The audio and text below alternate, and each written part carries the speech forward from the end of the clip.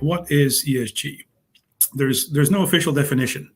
So what I'm putting up here is my interpretation, and you're free to argue with it, and we can kind of dive deeper into it later on. But fundamentally, it's three key drivers that are kind of starting to become more and more important in the setting of the strategy of your organization.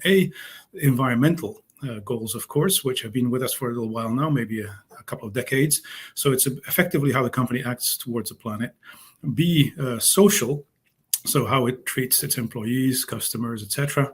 And then 3, governance, the governance of the organization itself, effectively how are you running your company. And you could argue that just by way of example, because these lists are definitely not complete or kind of exhaustive. These are the kind of things that you would typically find under those 3 headings, and that you would therefore need to drive towards and also report on, as we'll see later. And typically, you want to focus, of course, on the matters that actually are material to your organization.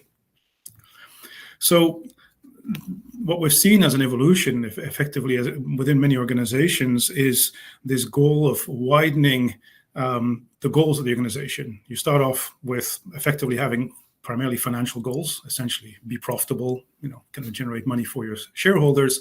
And more we're moving to something which is, what some people call stakeholder capitalism, which is much more driven by the impact that the organization is making altogether. So not only financially, but also on the economy at large, the environment, and for people, basically, right? And of course, with that comes the need to actually report on what you're doing in this particular context. And that comes largely from the fact that there's a lot of greenwashing going on. In other words, people talk, but there is no action.